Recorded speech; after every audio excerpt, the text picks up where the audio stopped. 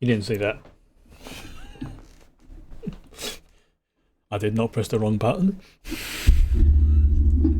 at all and go onto the game screen by mistake. Let's make sure that's going all right, first of all. Yeah. Okay, good. Why is that not going there? There we go. Right. Yes, I totally didn't press the wrong button, but you know what? I'm going to do this now so I don't make this mistake again. Right, just bear me on a second. I'm going to because I've got the Elgato screen up. I'm going to remove the button to the bottom corner.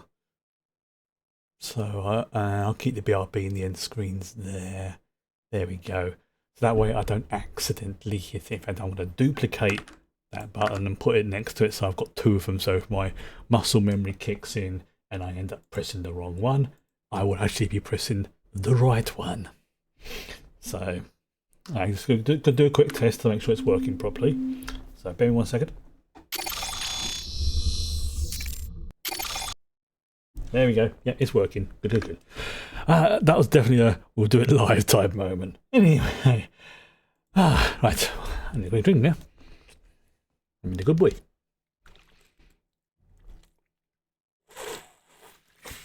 Okay, sorry about that. Right.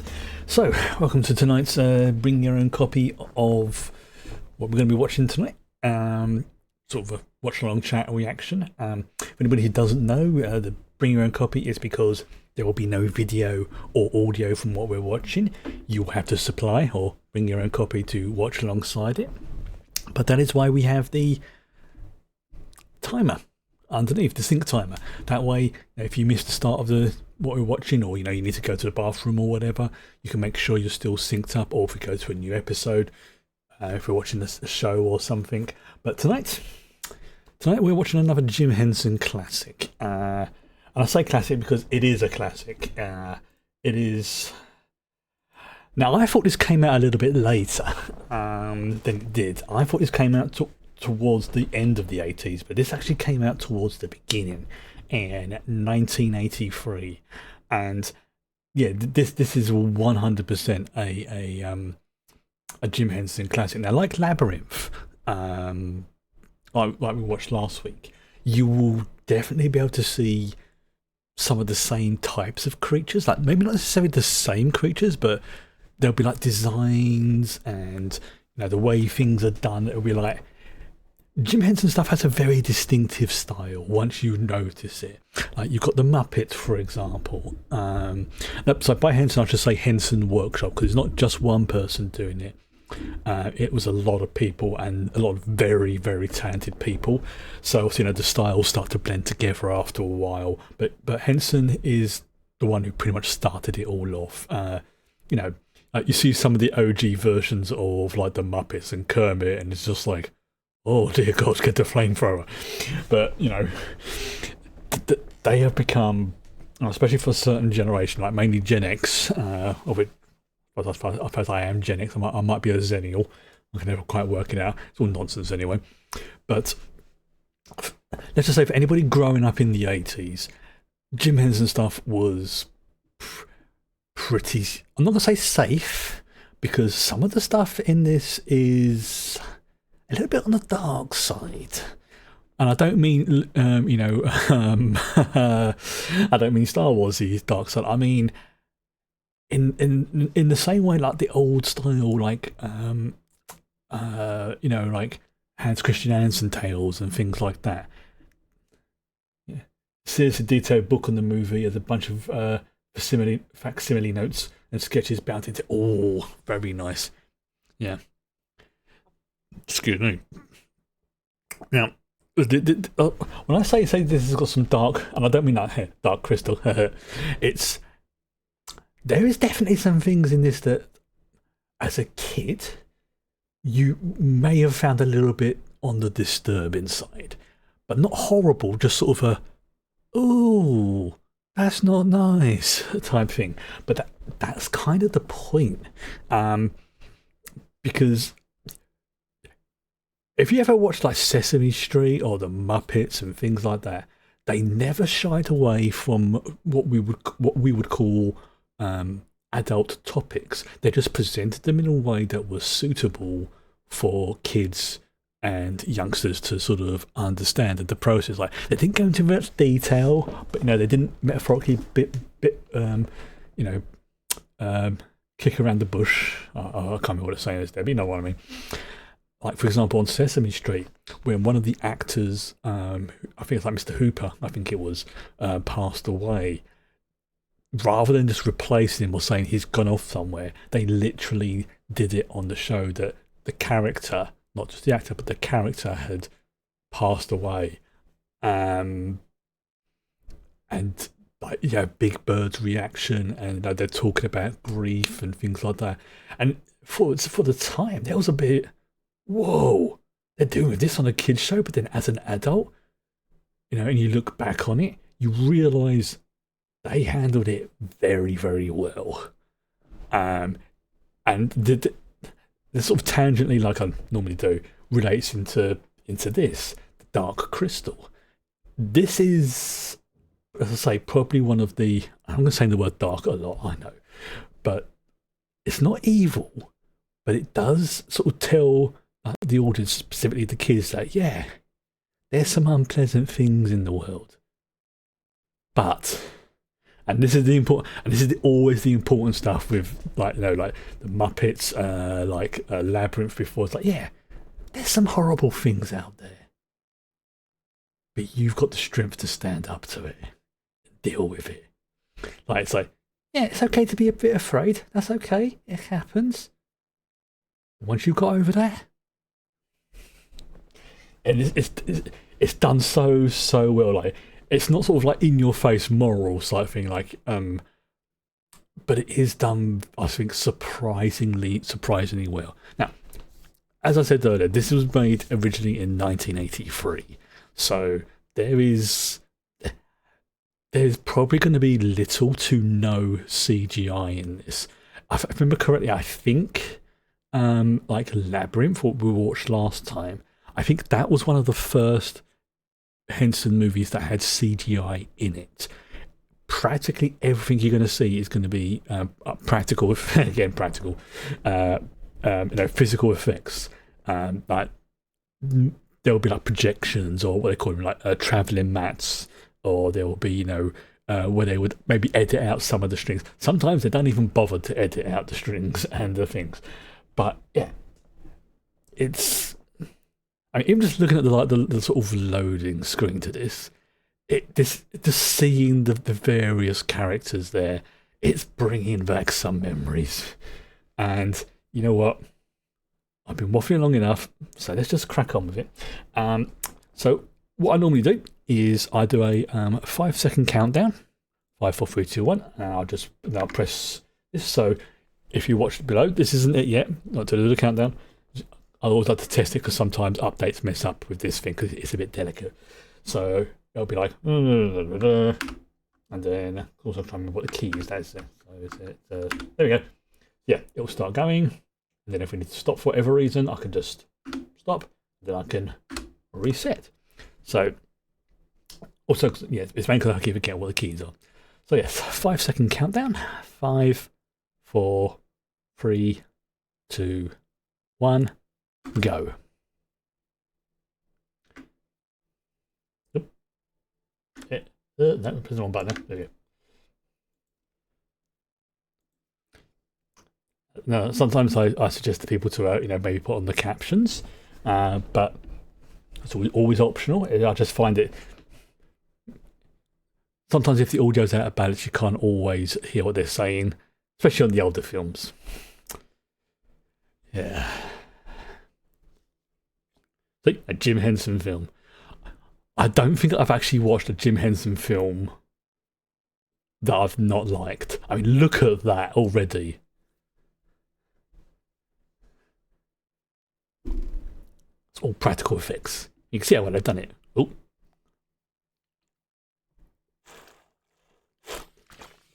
Crackhead. Always crystals.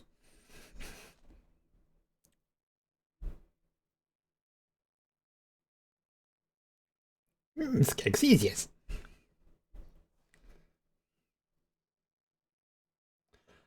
Skeksis were terrifying as a kid.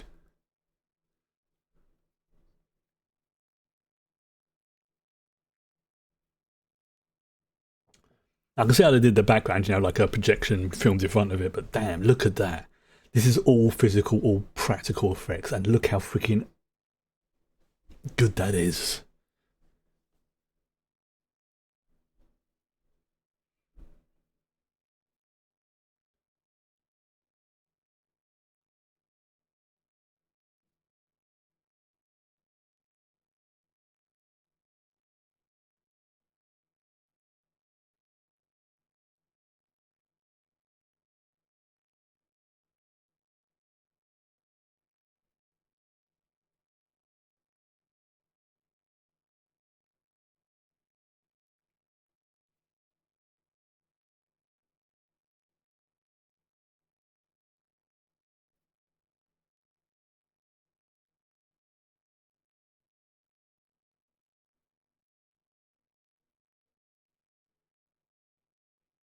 Yeah.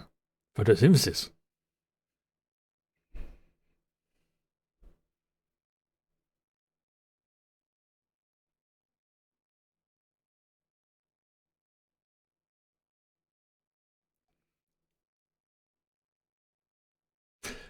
Now imagine watching this as a kid in the 80s to just be like,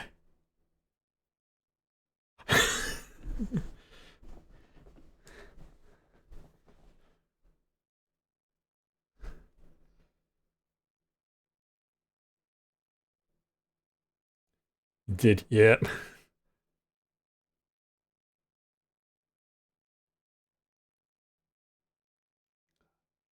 So yeah, I mean, when this came out in '83, I was like 6, maybe 7. So you can imagine how impact it would have had on young Chris. Now, one thing my parents said, they never. Well, I think with only with regards to certain things, which I won't go into now because it will take too long to explain. But they generally didn't ban me from watching stuff, which I were. I mean, look at that! Look how freaking they look horrible, but they're brilliantly designed. See, started by Jim Henson, produced by Jim Henson. Now, I'm trying to remember who does if Frank Oz is in this. As soon as I say it, Frank Oz appears his name.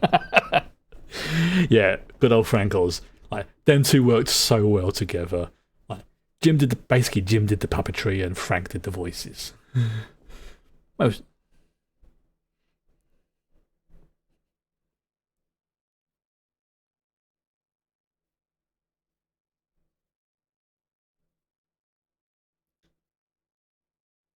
hmm,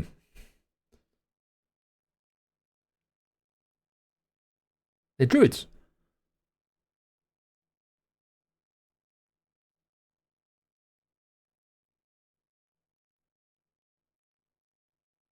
Oh, look at that design.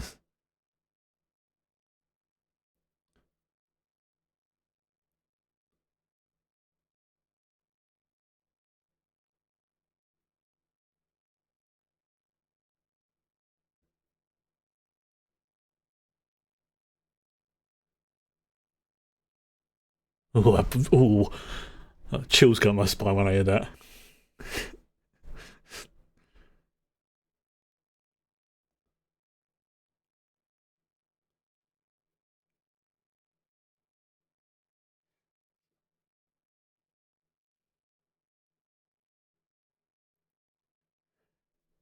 Oh, I feel good. Literally had chills here and that again.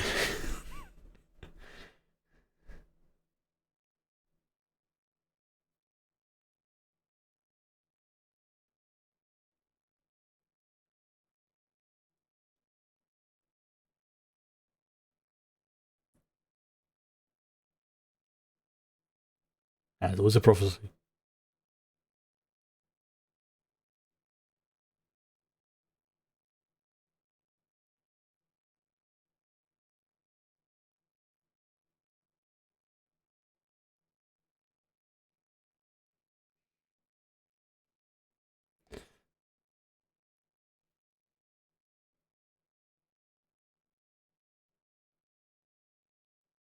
And there's a character in this that I am sure they reused the model to in Labyrinth to make Sir Didymus. I think it's Fizzgig. It's just something about the way the mouth. I mean, a little chirpies. And you'll never see them again. But they spent time and effort making those things. Oh, what was it? Is it in Kung Fu Panda? Oogway. That's what these entities remind me of. The Mystics.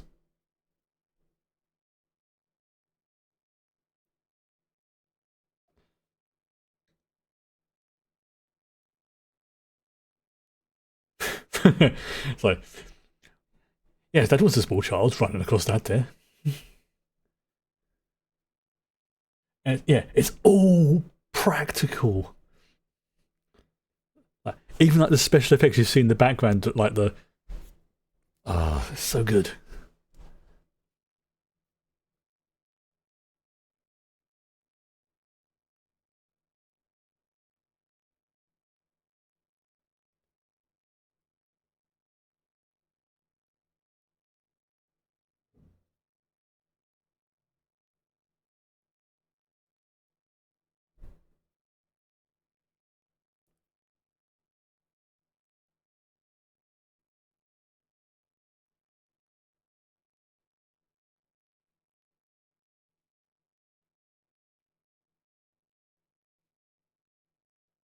I'm just looking at the background. There's like so much detail that you'll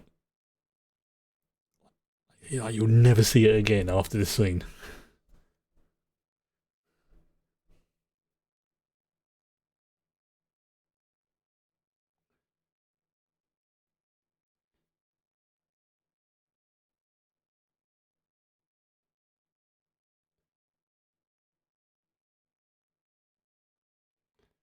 Maybe you could have told him this though a little bit before today. Just saying.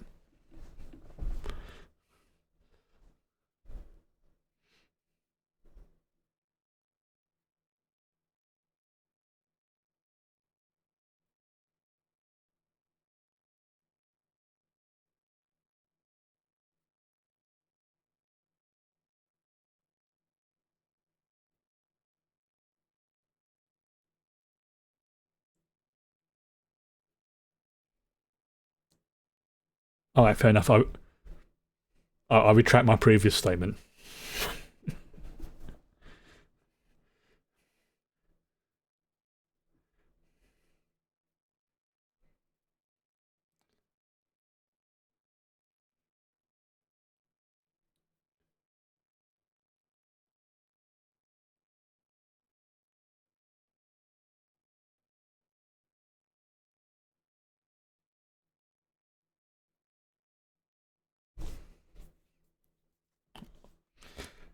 Now, was it 10 minutes in, and we've already got a main characters passing? Yeah, I say they don't shy around stuff like this in this film. I mean, they don't go into like gruesome details, but yeah, death happens.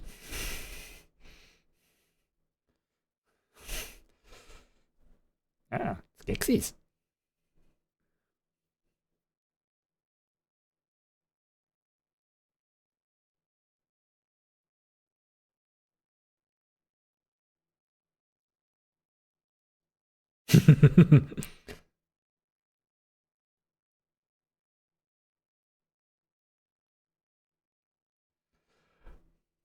Oh, yeah, there's a character.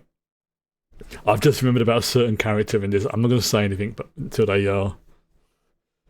But let's just say they remind me very much of Starscream. And there's a reference.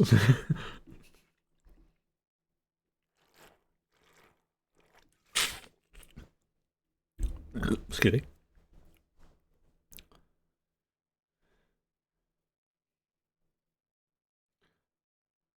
By Starscream, I mean Gen 1 Starscream.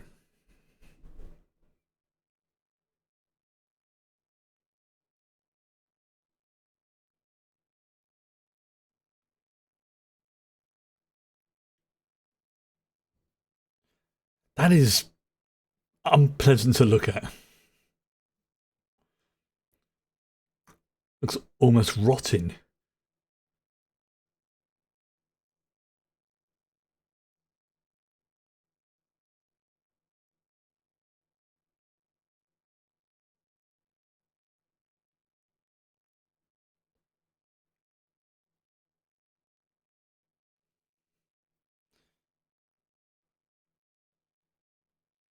Notice the different ways they passed there. The mystic was like, I am at peace with the universe. Yeah, this one, fighting till the end. Ugh.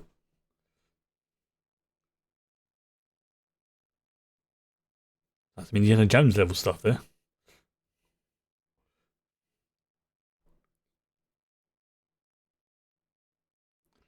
And also top tier costume designs for the Skeksis there. There's the one in the red. You can tell they are evil just by looking at them.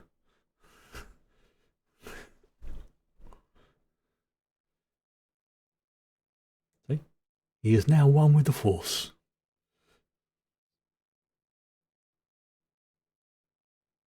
Again, the diff. Yeah.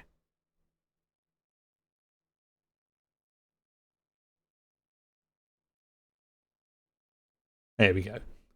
That's some definite Yoda levels. Like, join the Force, I shall, yes.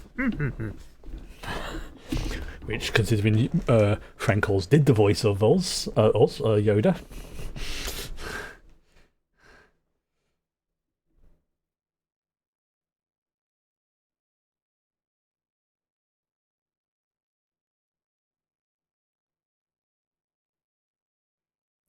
And they send his stuff with him afterwards.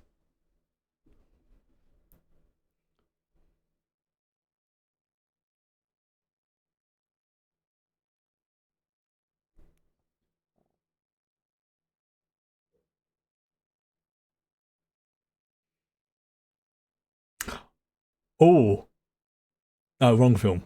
I was going to mention something about something else, and I realised it was the film I was thinking of was Never-Ending Story. Another film that's traumatised kids that grew up in the 80s. One scene in particular.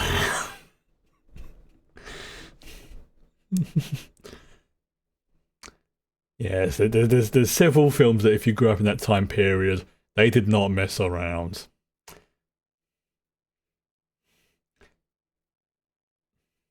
This is kind of one of them.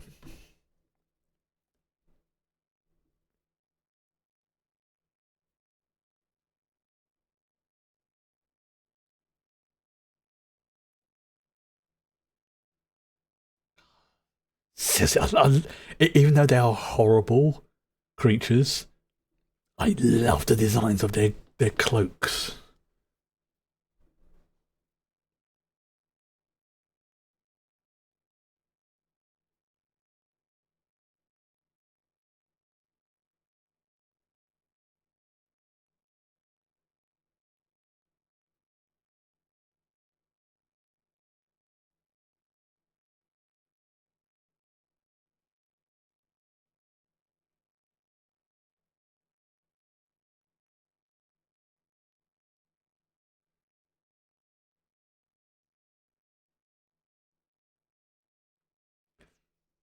They don't get on.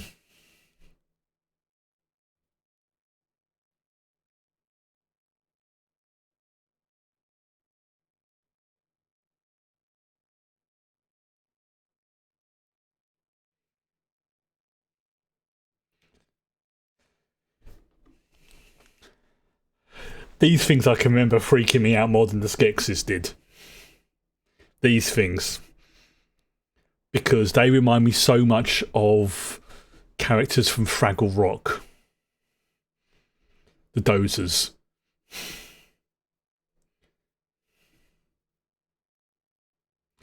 Like they've been corrupted or brainwashed or something. which was another Jim Henson Productions thing, Fraggle Rock. And I've now got the theme tune to Fraggle Rock stuck in my head.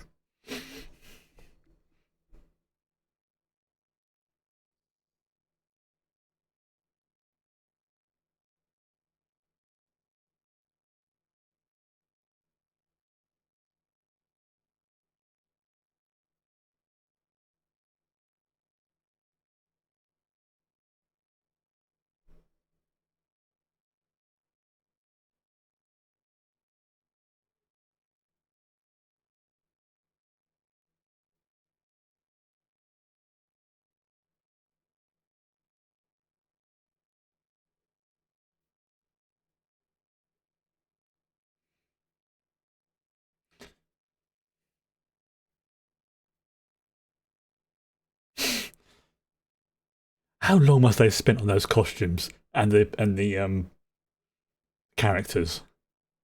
No,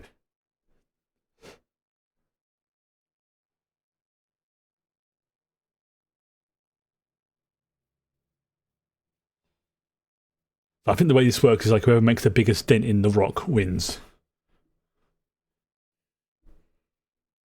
or the biggest chip off of it, something like that.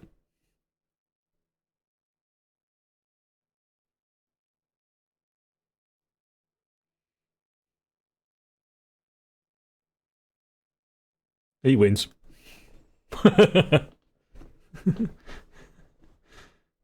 He broke the thing into 3 pieces. Yeah, I think he wins.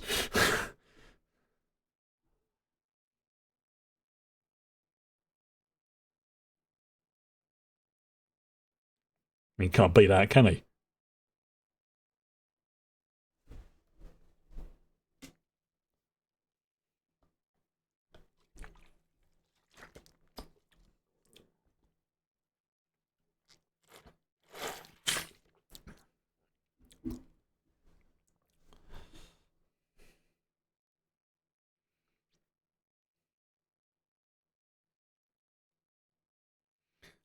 That's pretty brutal.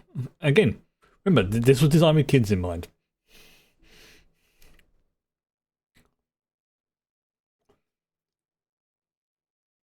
So they had to have the clothing over the puppets.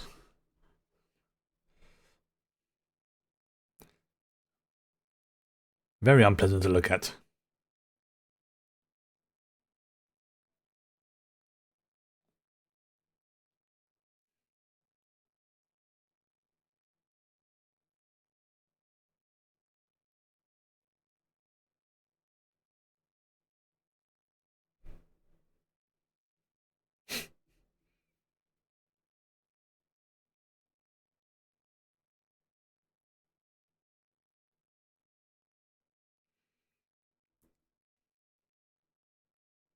Oh, the alarm's going off. What was that?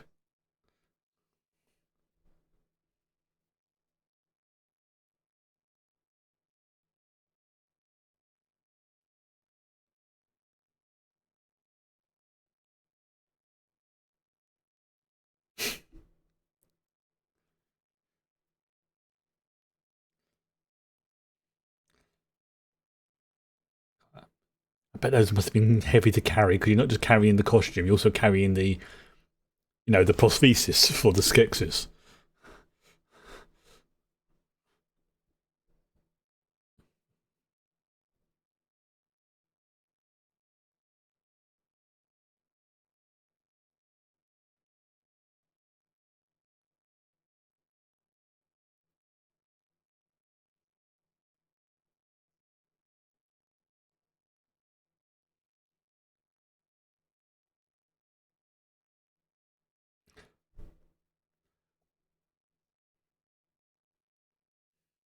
Okay, now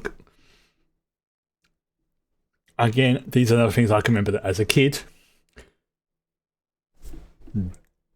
These things are probably the closest that came to terrifying me.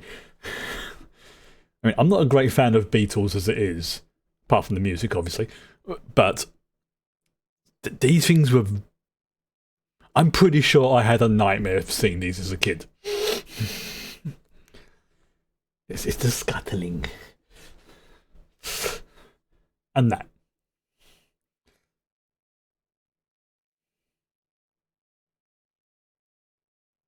If not a nightmare, then definitely some weird dreams.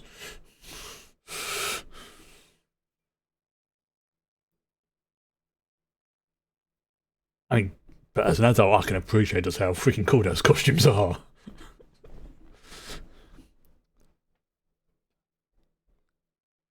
Look in the mirror, pal.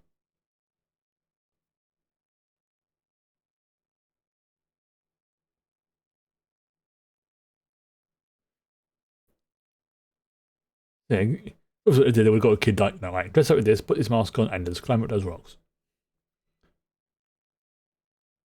Yeah. Again, the background, you can tell it's a painting, but it doesn't matter. I think we're at a stage, both in games and films, where trying to make things realistic rather than having its own particular style doesn't work as well. Like, again, classic example like Arcane or Edge Runners. It's not hyper realistic, but it's got its own style and it did really well. Oh, crabbies. Or possibly hermit crabs. Maybe. You're looking for the.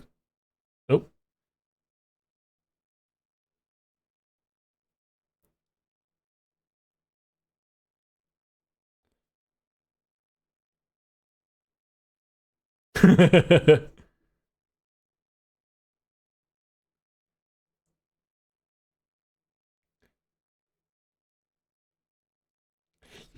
Yes! I couldn't remember if she was in this film.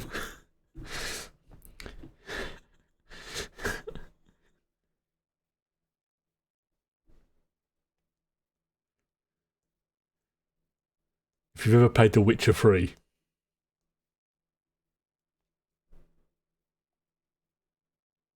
like everything.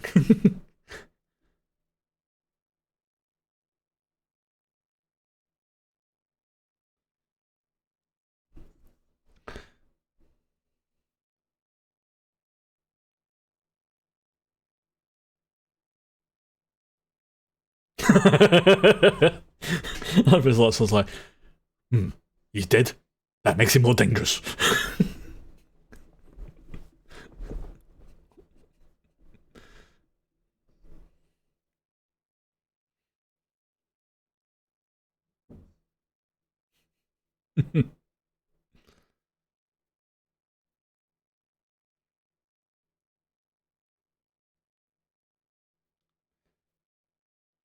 Yep.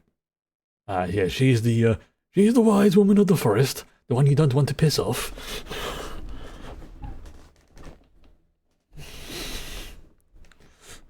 Or in this case, wasteland rather than forest.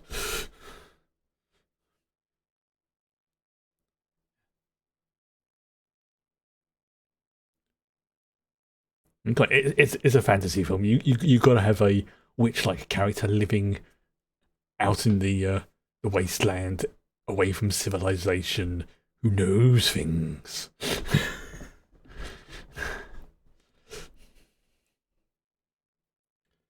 Law says she's far more than that. Oh, I cannot. I can. Yes, very much. Oh, that is. I'm trying. Is that's either a planetarium or an orrery?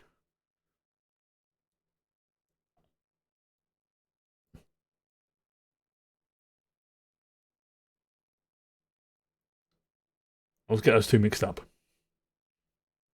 Yeah, that'd be my reaction if I walked into a cave and saw that. That's an orrery. I thought so. Yeah. Yes. I mean,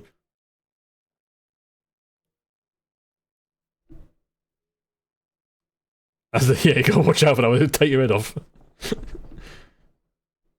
Yeah. Tantu alignments and all that gubbins.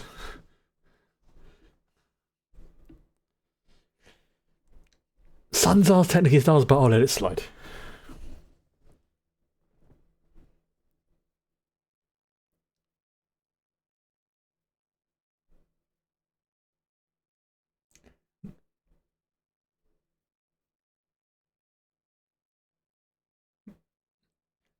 So she was there when it lined up 1,000 years ago.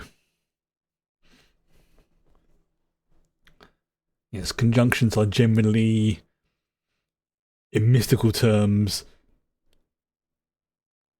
powerful things can occur. Sometimes good, sometimes bad.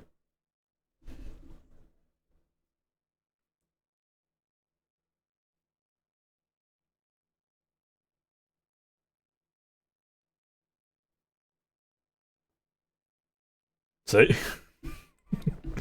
Yeah. Again, all the same. uh, that. I freaking love this character. He's great.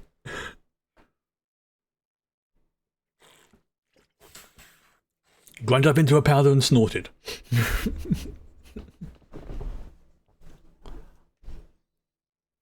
Shit.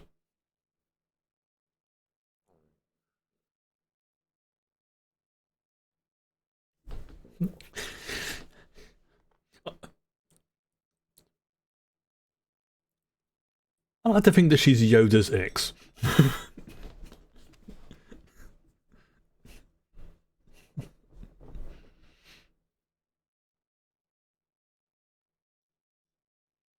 That's the thing, like, you don't know what shard to take. Can you take all of them?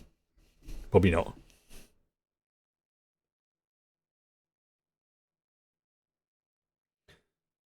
Yeah. Ororis are surprisingly complicated.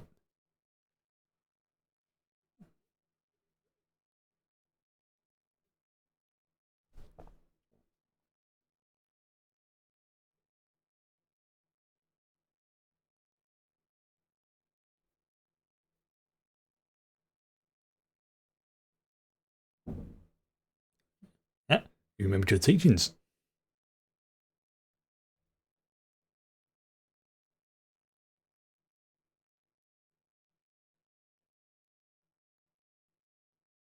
Smart gelfling.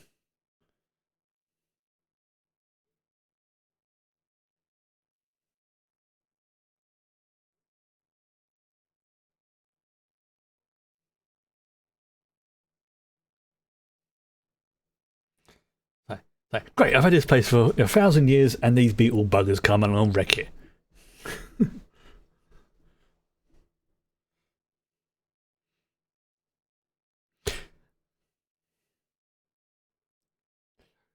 The other thing I've only really noticed as an adult, but I didn't as a kid, these things, the beetles.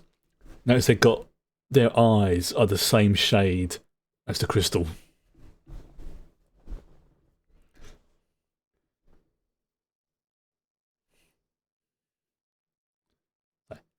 Great, that took me 300 years to build, you little feckers.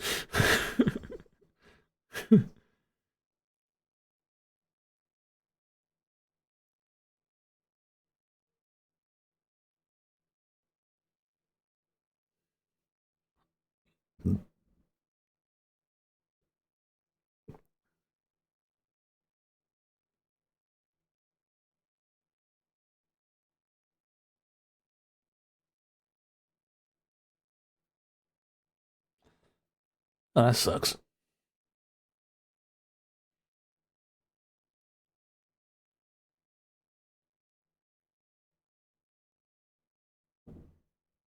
And he didn't notice the Skeksis there.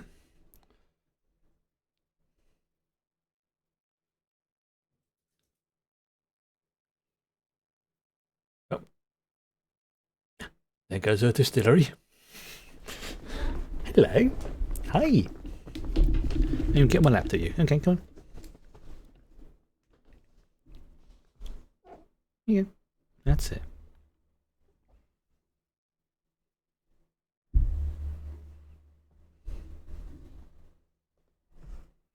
You stinky cat.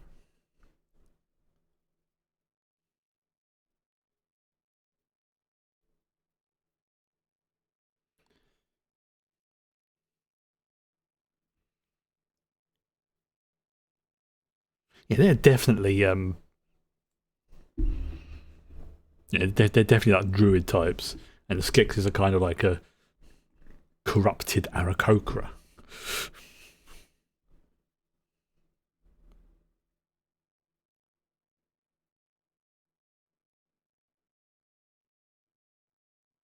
Ew.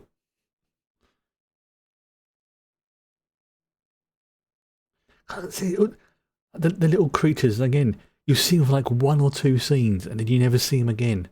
The amount of work and design that went into it. Absolutely amazing. That. Like, nom noms.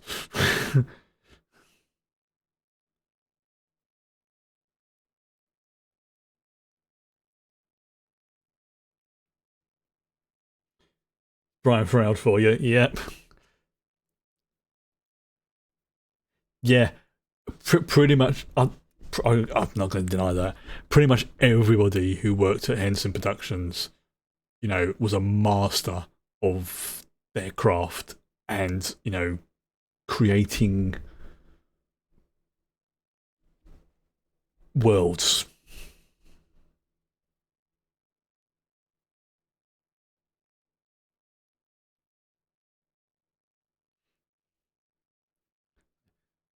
It's just the little details like you notice the Gen Zers there when you hear something they actually move. Oh, hey, hey. That little what do you call it, like lizard-like thing there. I have a kitty cat demanding attention. Hello.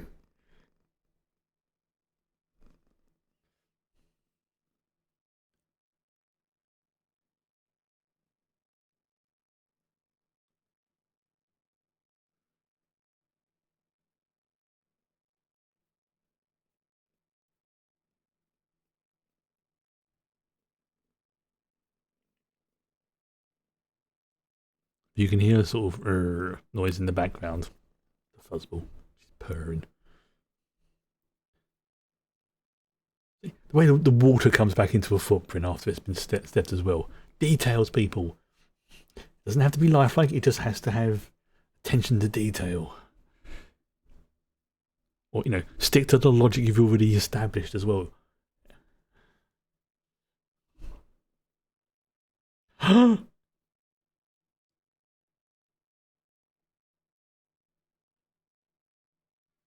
Yep, there he is. The psychotic Tribble himself.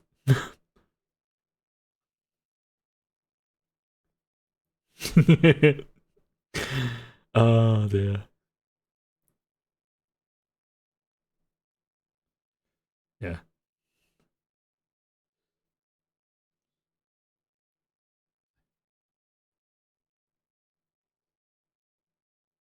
He's like going, yep, his gig. Yeah. Right. Well,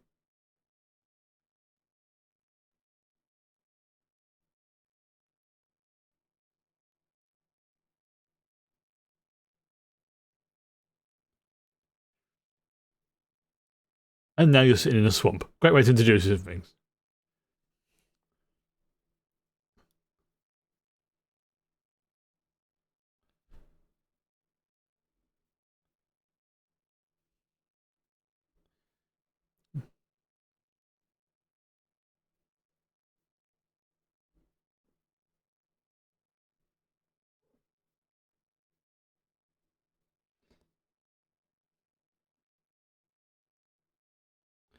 Who's oh, little puppet there. See, like they remind me, let's say, like of the dozers.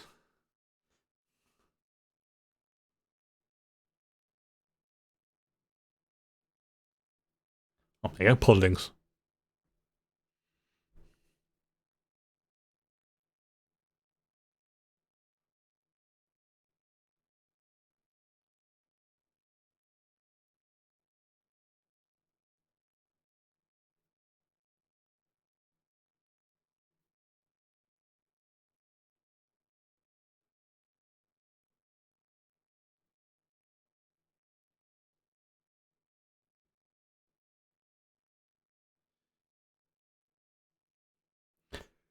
imagine that happening, like, when you're a kid and like you just basically have the equivalent of a Vulcan mind meld.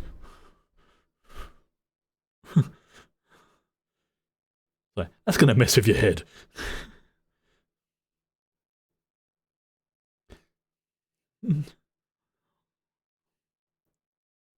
Oh, oh, he's a he's a frog boy. Sorry, frog girl, frog girl. Don't want to misgender.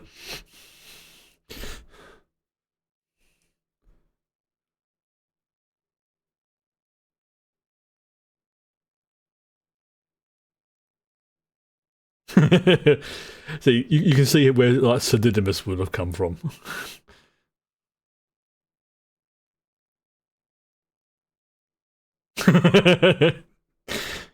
Yeah,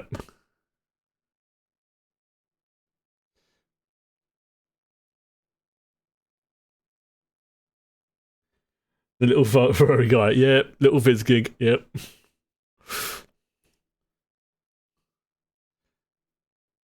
Like I said. Meanwhile, the say, great. You've upset my kids, you little furry bugger. Dilla, it's going to take me ages of getting back to sleep.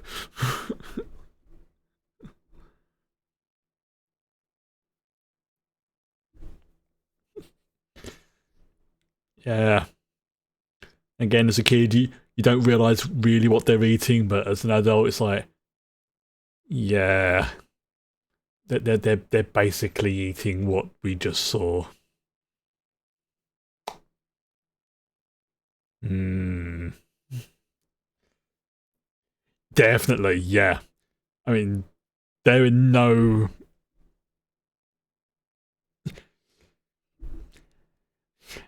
Mm, I'm trying to form my words without swearing.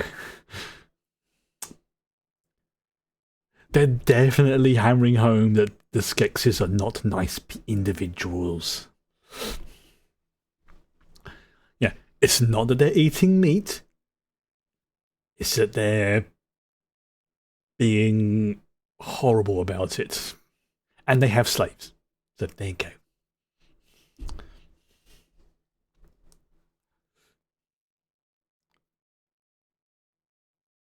Yep. Right.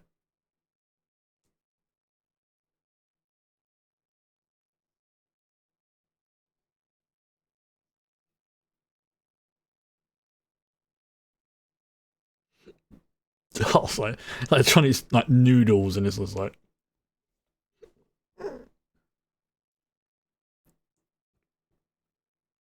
ew.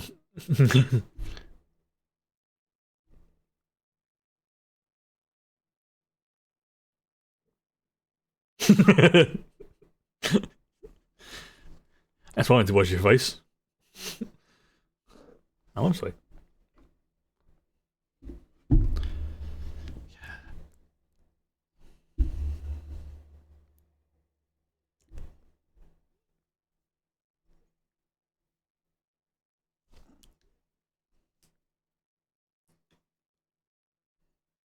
Yeah.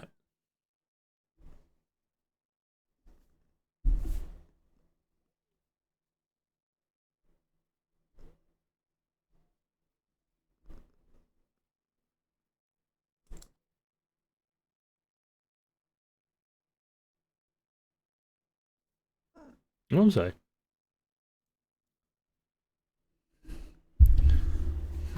What's up with you? Oh, you went to a turnaround, right? Okay.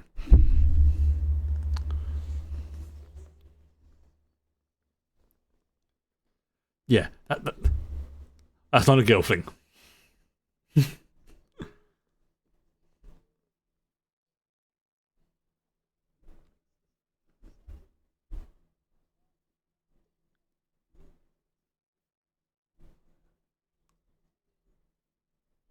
Not the eye.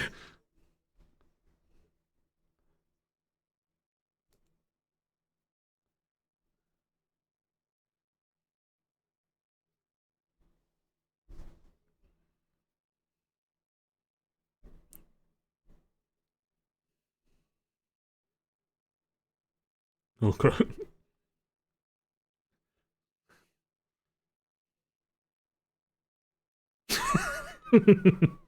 How crude.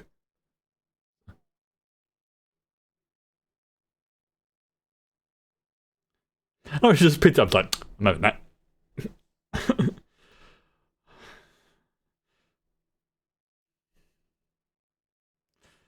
And the fact that she strains to sit down as well, I was like, yeah, I feel that, Augra. I feel that.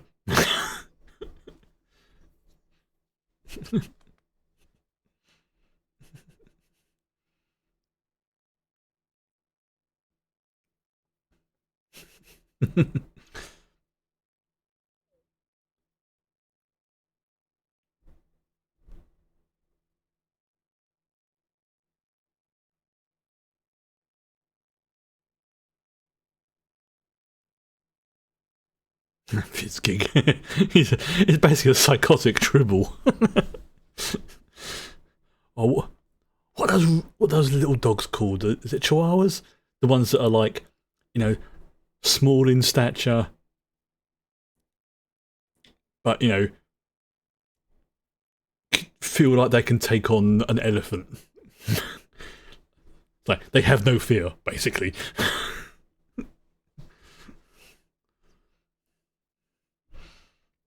Pomeranian. Could be a Pomeranian I'm thinking of, actually. Yeah, not Chihuahua. But that seems to be a sort of common thing for a lot of the smaller dogs. It's, you know, the smaller they are, the more, not aggressive they can be, but, you know, but in a way that's kind of, you know, humans' fault, because we kind of bred them to do that for like hunting like small creatures and that other kind of thing. So, you know, it's unfortunately their little doggy brains can't differentiate between small creature I can handle and big creature I cannot handle.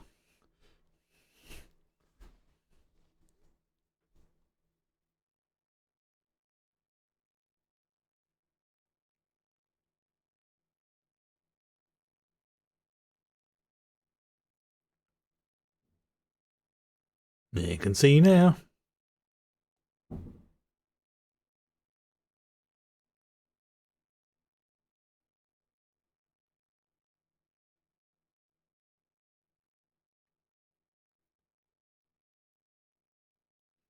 Yeah, definitely getting Master Oogway vibes from these characters, the Mystics.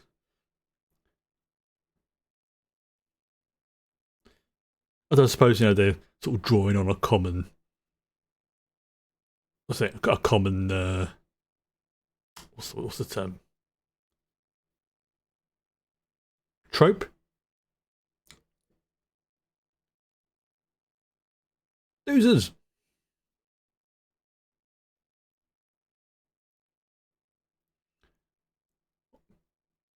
Of the ancestors of or descended from.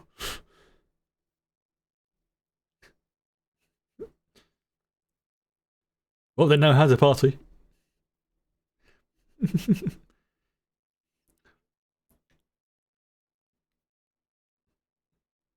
You got food, you got drink, entertainment.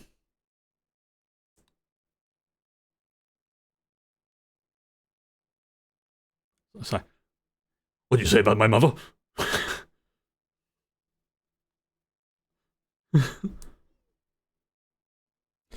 The fun never ends at the Podling Core party. Oh yeah. Oh, can you just imagine what it would be like if the Podlings and Hobbits got together? Now that would be a party.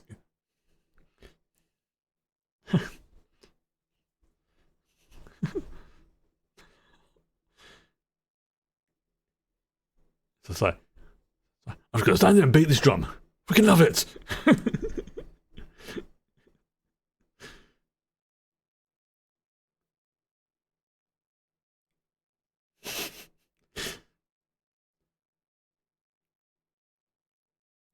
Conjunction.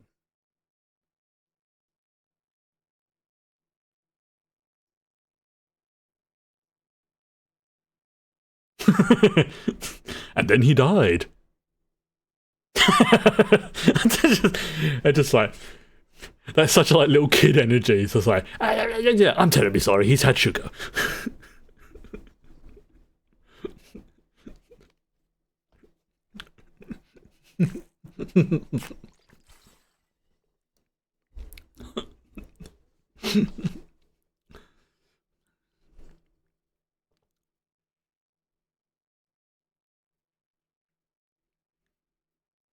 I don't know why they're having a celebration, but I'm here for it.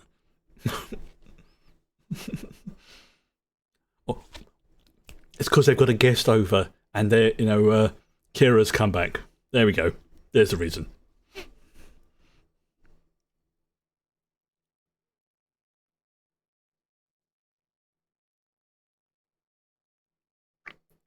All right, now that's just not on.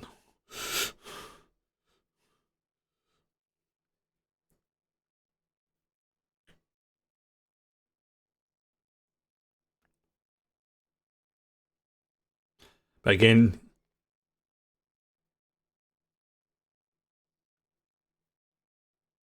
what's the one looking for? Again, it's a show that the Skeksis don't care. They will do anything to get what they want. Oh, the enemy's just like, the fuck.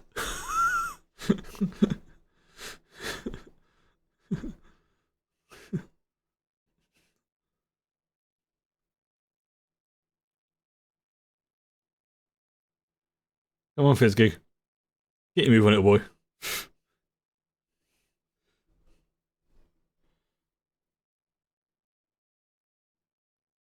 Oh, that is friggin' horrifying.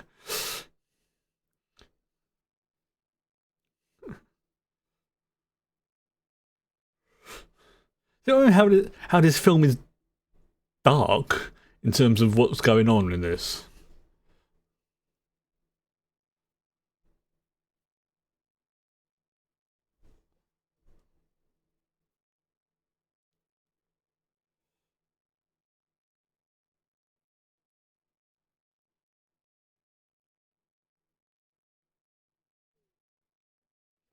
Now, what's this game? I know the character's called the Chamberlain, but in my mind, all I can think of is Starscream. Just like the same attitude, the same way they're conniving and stuff like that.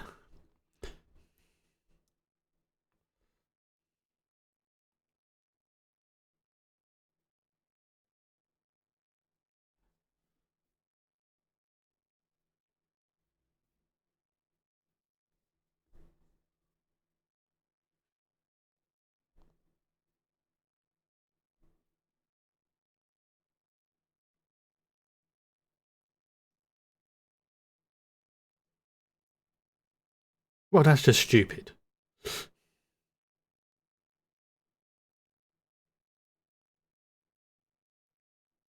That's handy. That must be right there.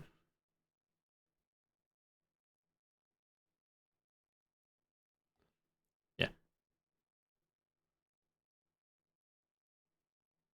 I mean, that would be the equivalent of like chucking the One Ring away in the forest, and being like, ah, shit, I'm gonna go and find that now.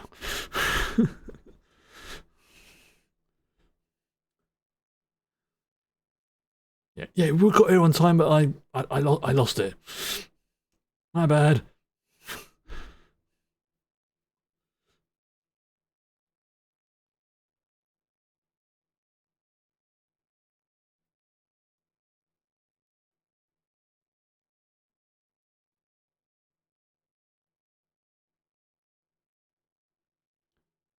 Oh, that is disturbingly cute. Yeah, welcome to Grown Up Kid.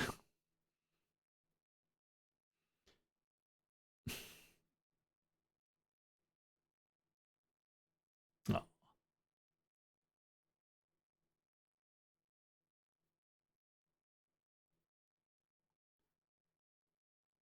right. Now, do you remember where you chucked it?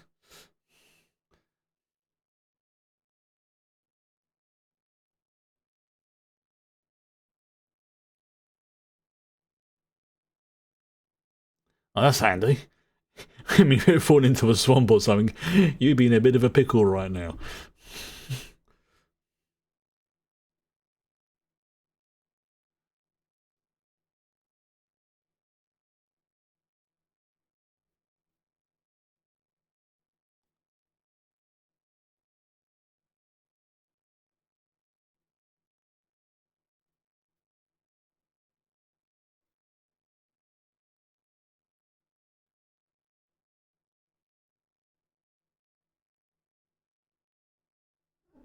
Okay. Oh, there's all wheeled into like a massacre site or graveyard. Hello. Yeah, I can't see this film. Thank you. I love you lots, but I can't see the film when your butt's in the way. Thank you.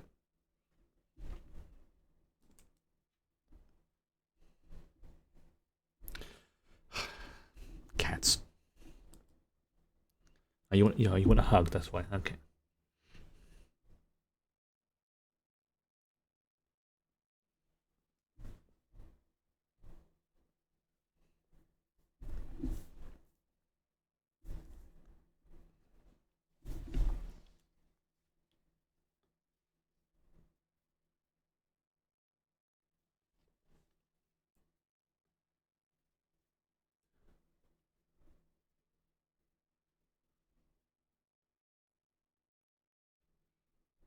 That's a interesting way to describe words. I'm writing.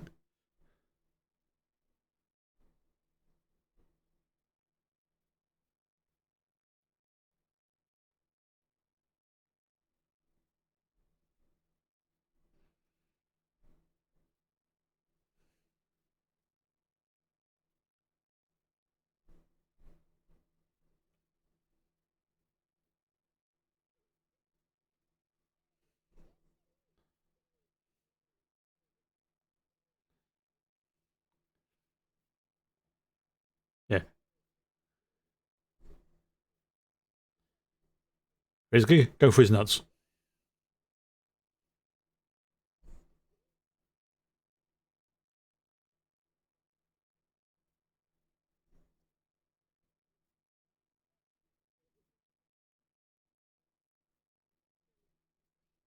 Of course, it's a trick.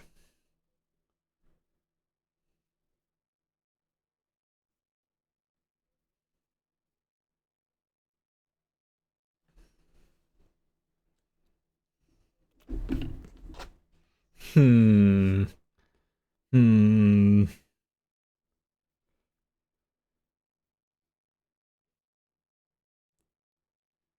Don't listen to Starscream.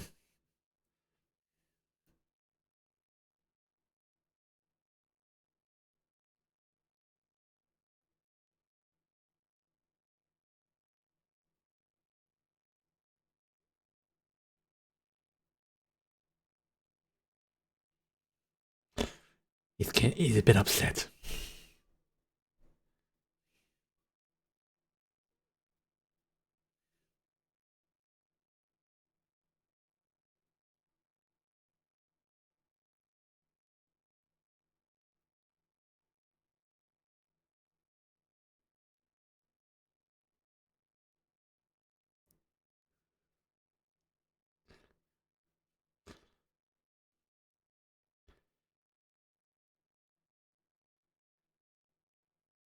So there's actually people doing that.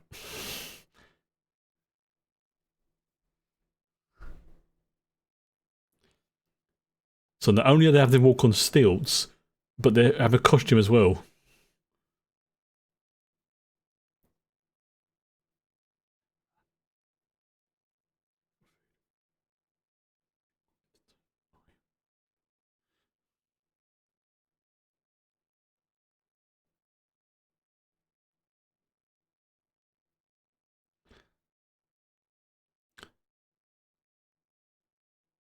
And Fizzgig, yes.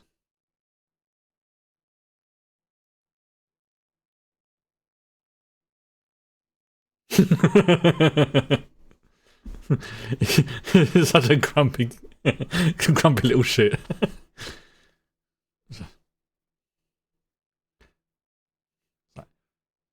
Mum's.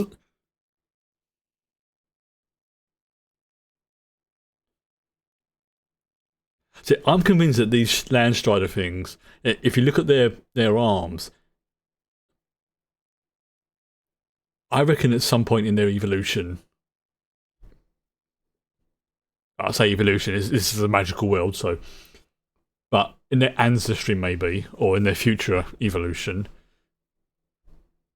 either they've not long learnt or they are about to learn how to soon glide, maybe even fly. Because look at it, the way the skin was stretching between the arms and the body. Oh hell yeah, that that's either say a remnant of gliding wings or it's evolving to become one.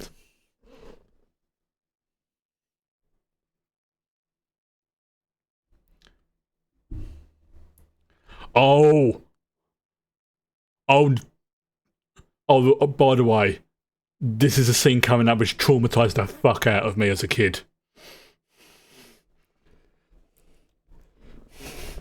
So if you're somebody of a sensitive nature, you may want to skip this particular bit if you're watching when you're watching along. Especially if you've never seen this film before. Yeah, this is fucking traumatizing.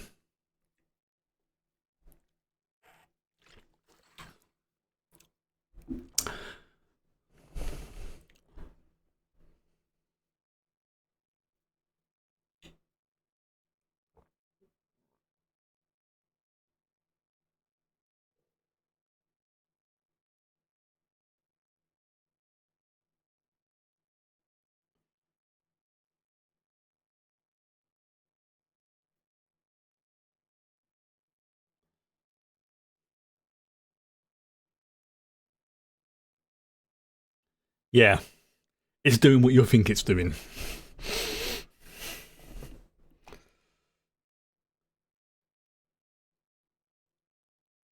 That.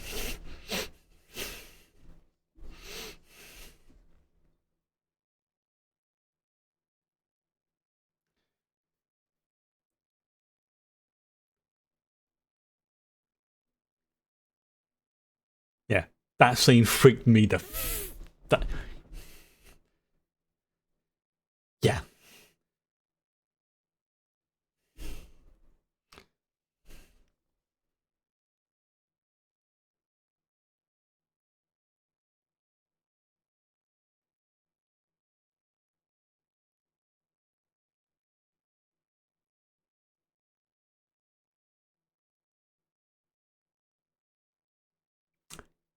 yeah. See, basically transfers his life from the podling into the Emperor. Yeah, that's some messed up shit.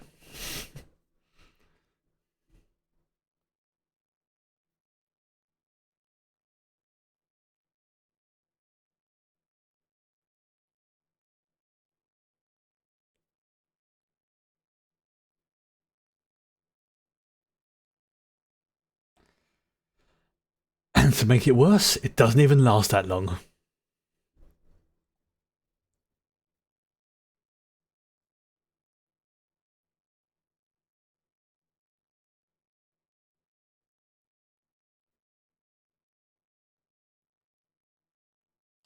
Well, no disrespect to the podlings, but podlings, small little dudes. Hi, I know it's hot. It was not very nice, was it? Come on, back on my lap. You're being very You are being very grumbly. Come on. You're being very cute, but you're being grumbly. I know. Oh, careful. You're right. That's it.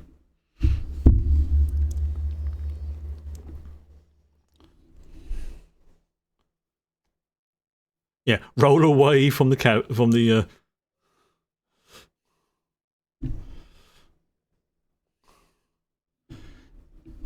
Yeah,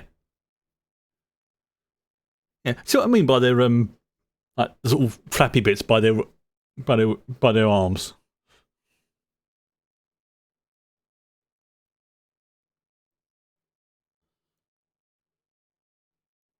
Yeah,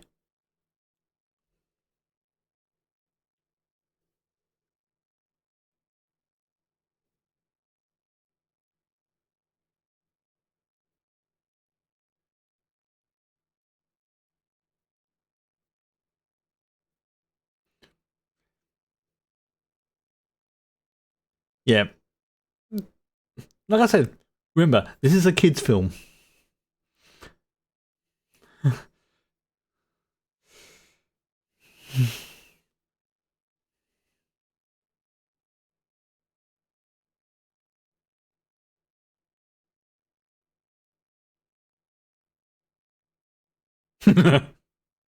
His face is like, what the?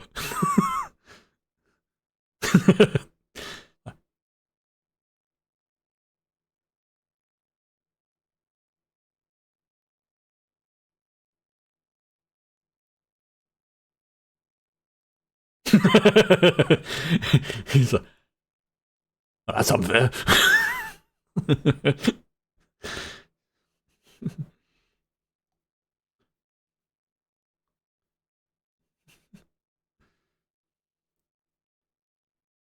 Although, again, from an evolutionary point of view, I can kind of see how that would be beneficial.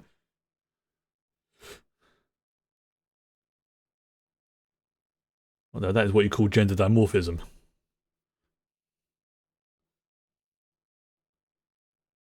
Just what she says, so matter of casually. I was like, of course you don't. You're a boy.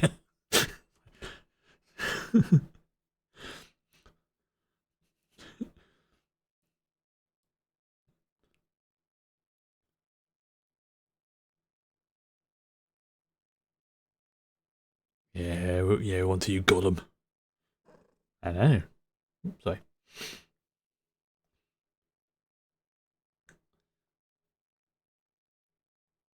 And I'm wondering if the mystics, stop to rest, or are they because they're going so slow? Do they have that, you know, can they just keep going whilst in a sort of trance-like regenerative state? Maybe they can. Yeah, they are mystics after all.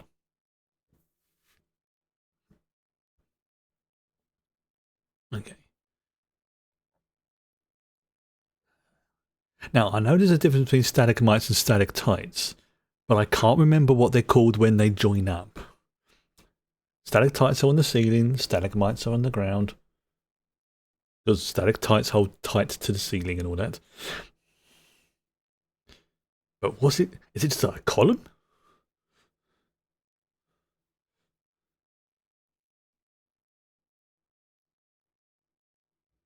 Oh, there he is again.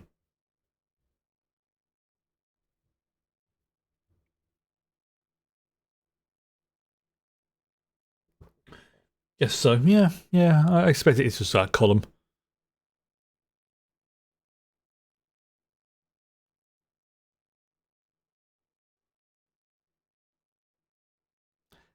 Go on, Fizzkid, go for his nuts.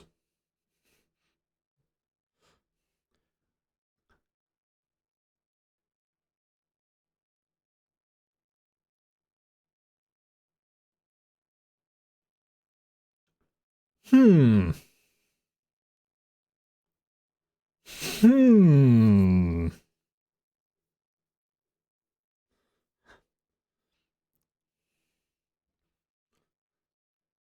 That wasn't some. That wasn't foreshadowing at all.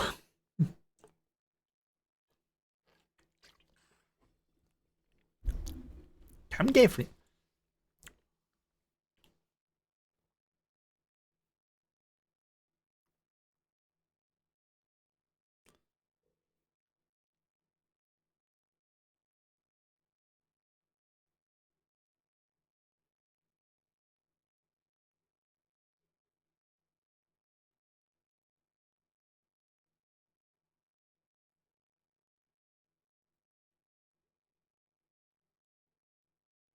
It's like, I fight.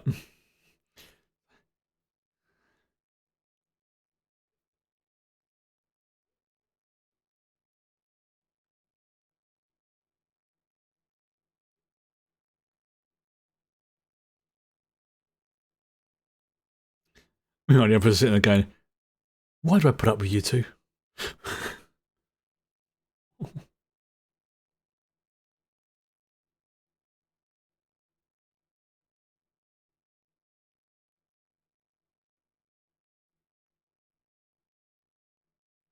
It's the eyes. It's like, what the fuck?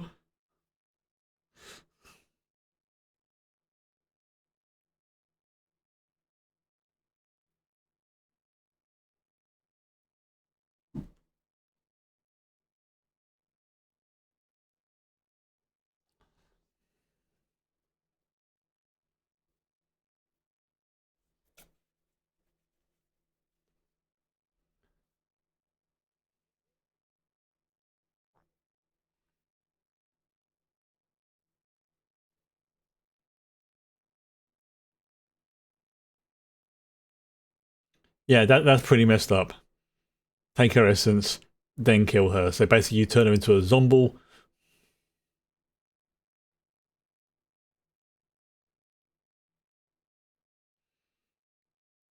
So if the girl thinks are, basically like elves.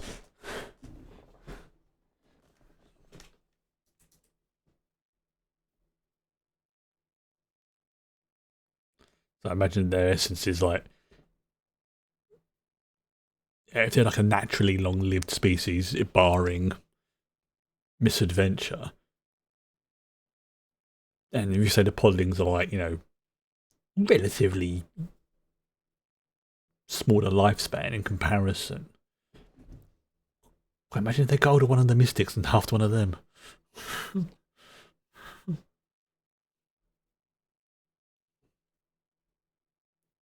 Oh, that's disturbing.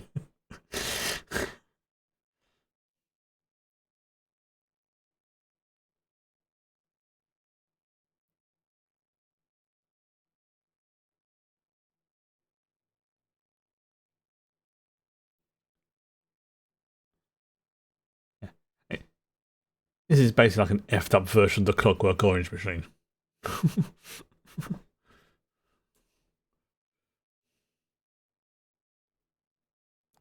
Don't look at it. Close your eyes. Look away.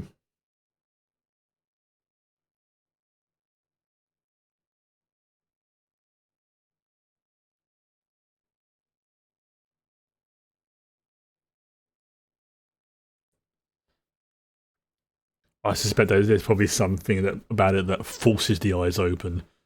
Oh, that is messed up. Look, even her eyes are starting to go.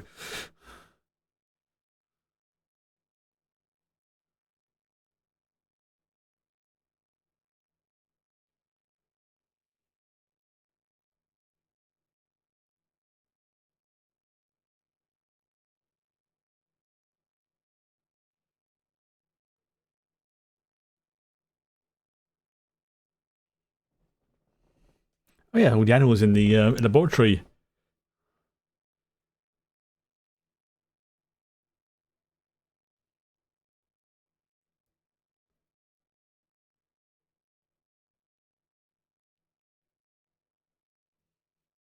Yeah, the animals like, she speaks our language. We must help her.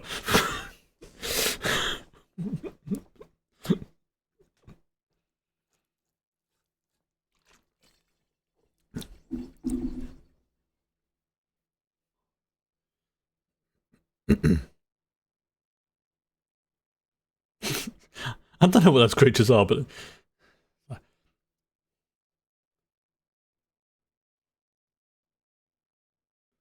look at that little mole. Very furry mole.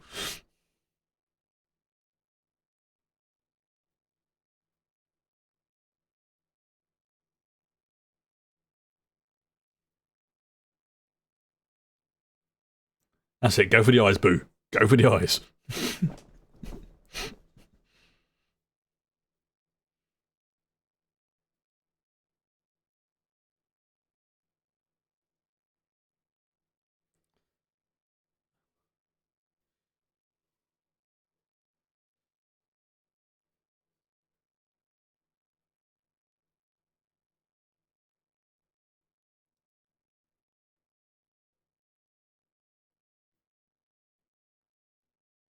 Hmm.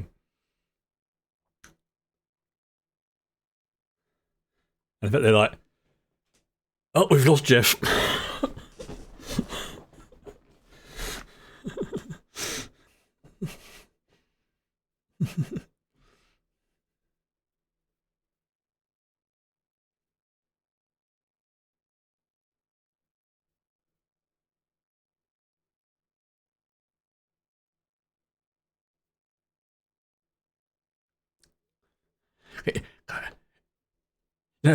It's a nice little touch how her eyes look slightly like, Oh,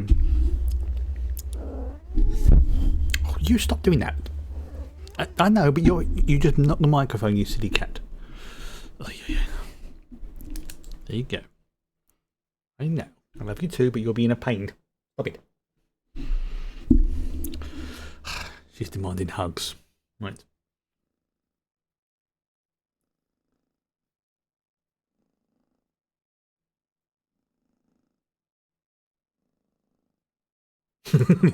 Yes.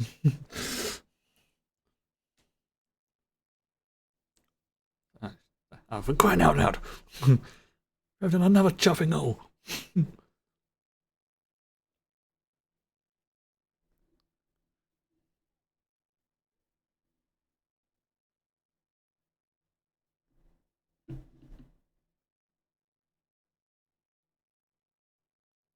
Oh, yep. You're in their nest.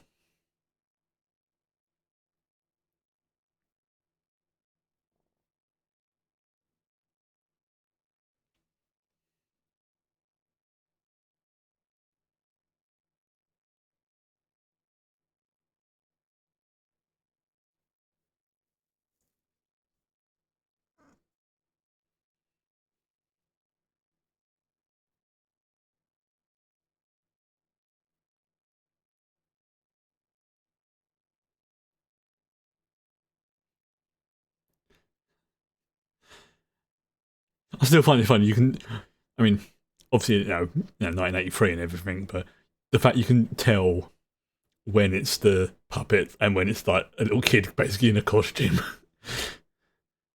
Well, I think that adds to its charm. Hmm. Well, it's a crystal and it's dark.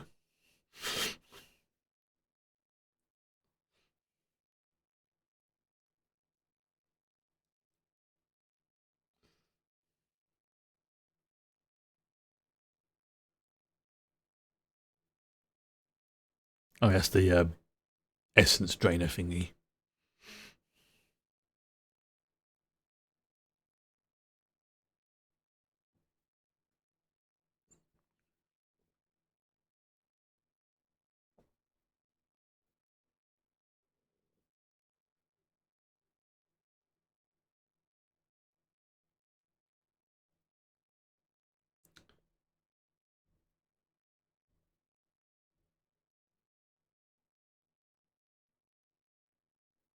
It's just like, whatever.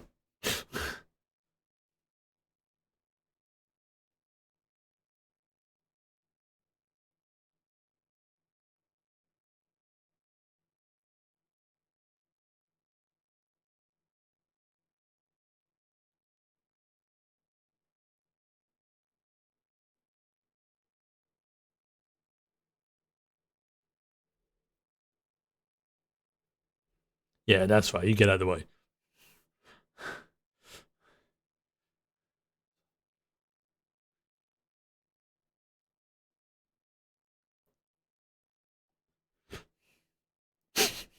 Just like, yeah, just go roll his finger across the floor here.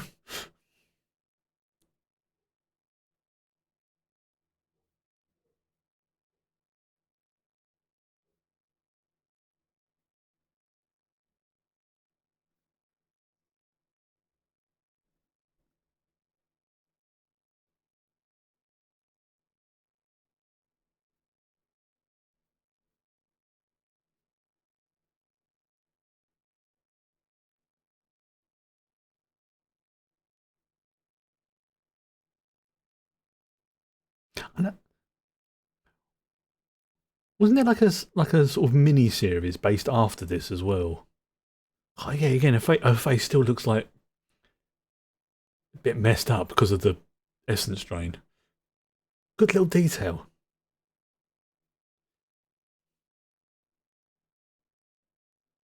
Oh, it's a prequel. Okay.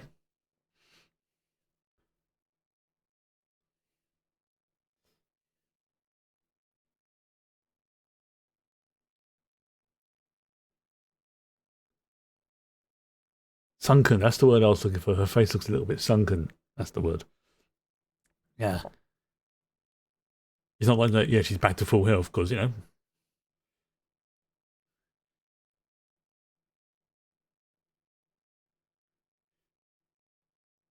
there it is.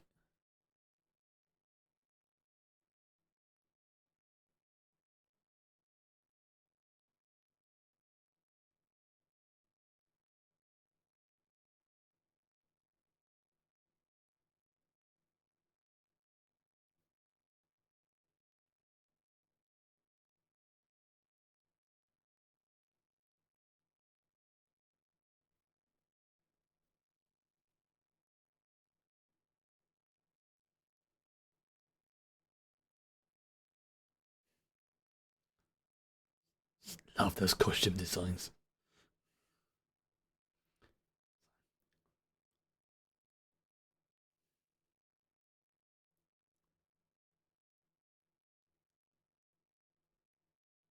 It's the fact that somebody, or maybe multiple somebodies, made those knowing they had to be wearable for both somebody in the prosthetics and also light enough so that the person walking doesn't basically trip over every 5 seconds.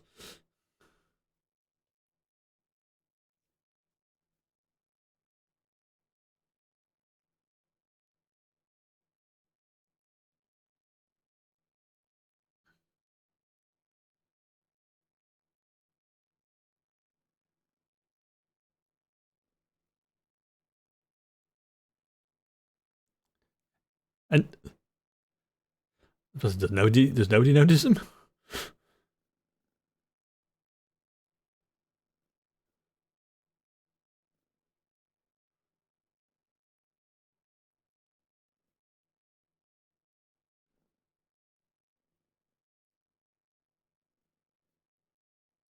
Mm, the thought of them living forever is not a good.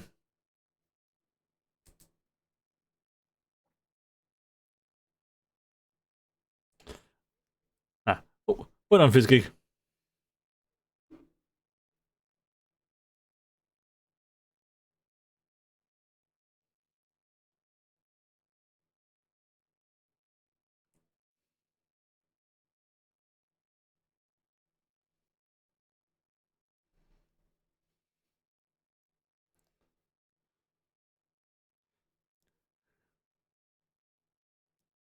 Oh, this is ridiculous. Now there's two of them.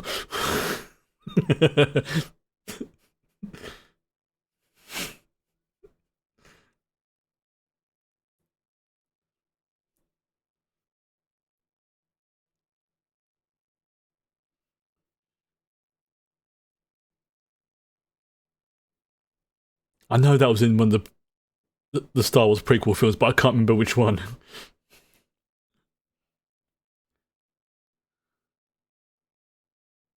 I think it was a Phantom Menace.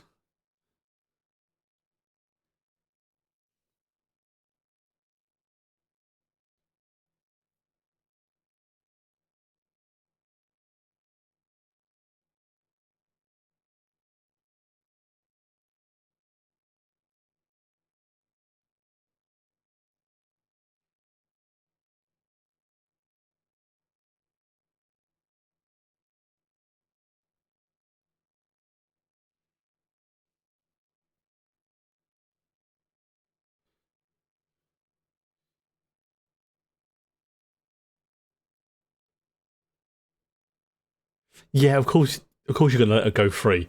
The freedom of death.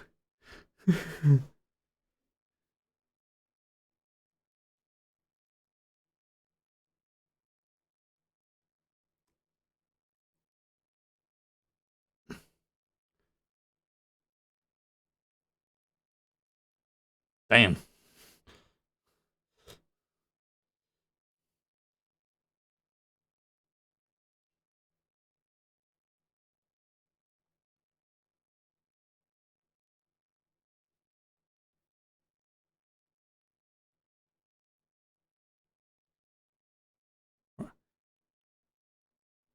Yeah.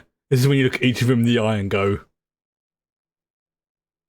"This is for Kira, you son of a beep beep."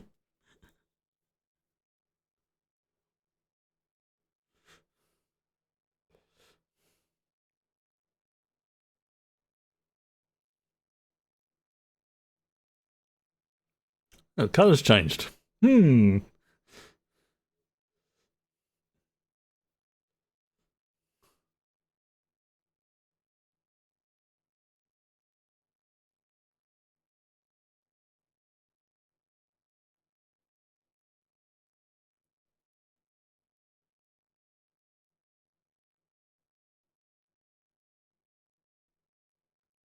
Yeah, the old beetle things are falling apart. It's like because the bad magic that created them is coming undone.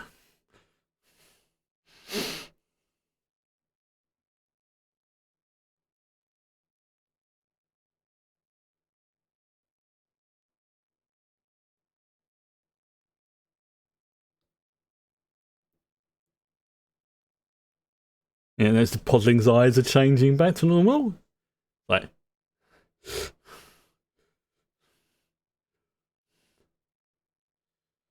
like I say, all the bad stuff's being purified away. Nice.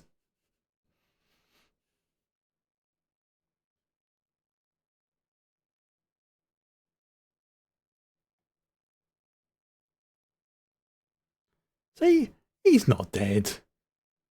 He's just stuck.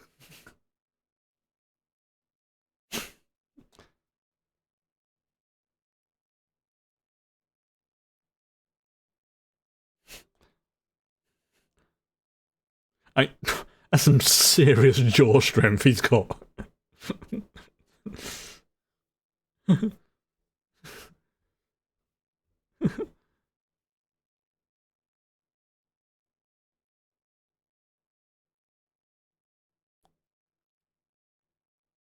Right, we should go. No, no, no, no. I want to stay and see this.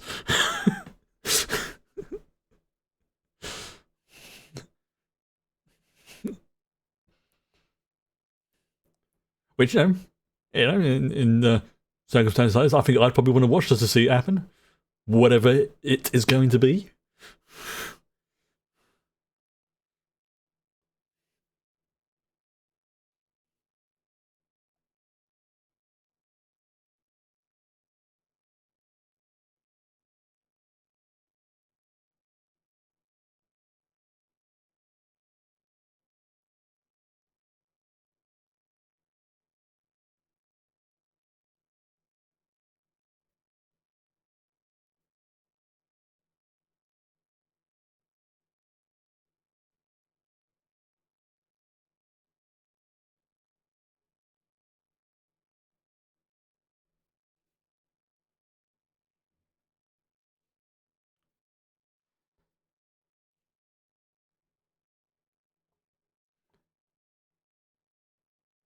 Ah,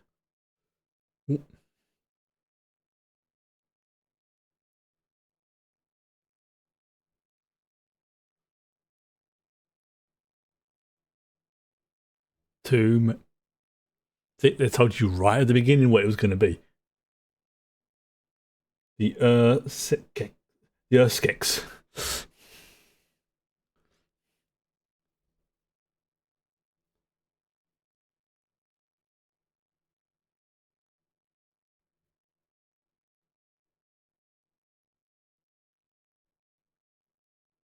Yep, because when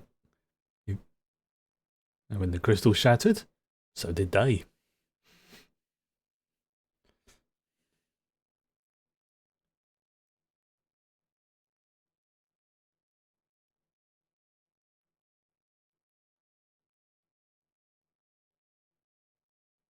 See, hubris. Yeah, bet you regret that, don't you?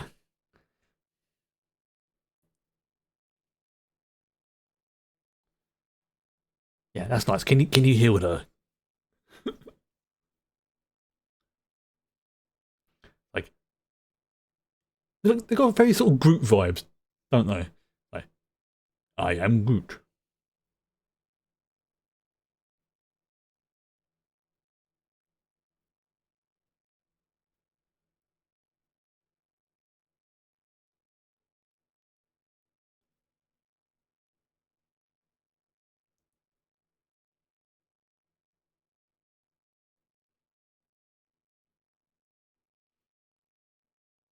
You can see her face isn't as sunken as it was before, which was a again the fact that actually they kept that after the draining scene.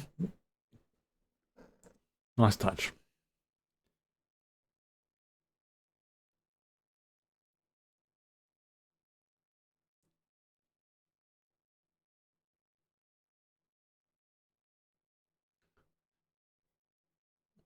We must go now. Our planet needs us.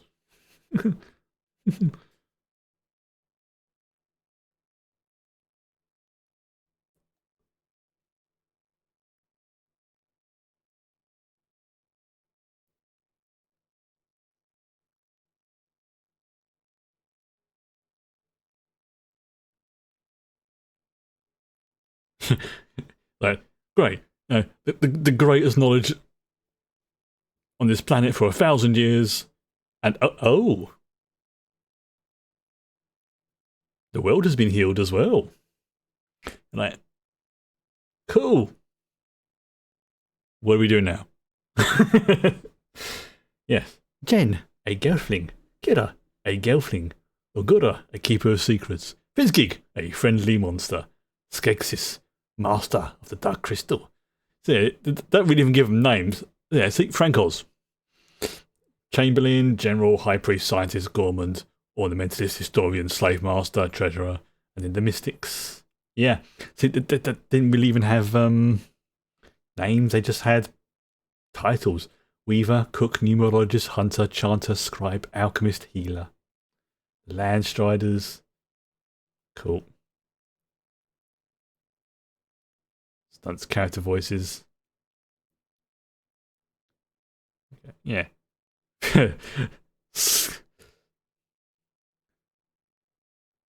Fizzgig. Well done, Percy Edwards. You did a cracking job at Fizzgig. I just want to see the Deep Roy. Deep Roy. I know Deep Roy. He is well, not personally. I know of him, I should say. Deep Roy. He was in the remake for the Willy Wonka films. He was the main Oompa Loompa, and I believe he also played Scotty's little assistant fella in the new Star Trek films. Yeah, he's like, yep, I thought so. That's brilliant. I didn't realise Deep Roy. I'm going to just do a few seconds rewind there. Where's the Keynes there? Yes, that's it, yes. The one that Jahira called the like little cabbage man or something. That was both as good as I can remember seeing as a kid, and also slightly more disturbing, but in a good way. Because as I say, the whole I don't want to keep using the word dark, but yeah, for a kids' film, this was definitely on the dark side, and I don't mean. I'm going to keep saying the word dark. I know I am.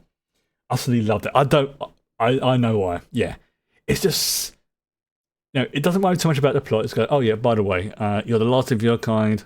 Crystal's effed. You need to go and fix it. Bye. Peace out. And then he dies. Like, all right, no faffing around. Just, all right, that's what I got to do. I'm going to do it. So I've got a cat sitting on my head. So I'm looking at the what's coming up, what's other available screen at the moment, and now I know we've seen Legends, which is a great film, and that was probably one of the films that I think cemented for me an appreciation of the fantasy genre. Also, it's got the amazing Tim Curry in it as well as even though the character's not Satan, he looks like Satan. There's also as well. Right,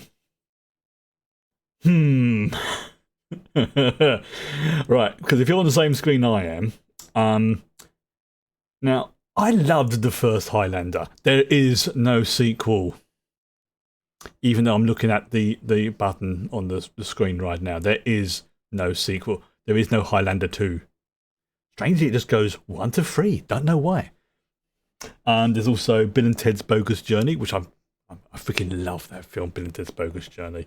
I think that might have to be. Because I remember before when we last watched the other Bill and Ted films, this one, Bogus Journey, I don't think was available at the time. So I think that might be provisionally next week's one, because that's one of my favourites. It's just, the end sequence for it is just like, yeah. Let's see what else we've got on there. It's coming soon.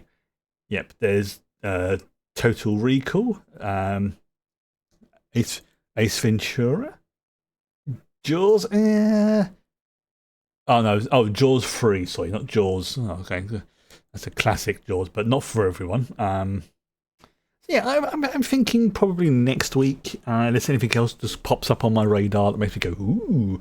Then provisionally, Bill and Ted's Bogus Journey, just because I freaking love that film. And it's been over a year since I've seen it, so it meets the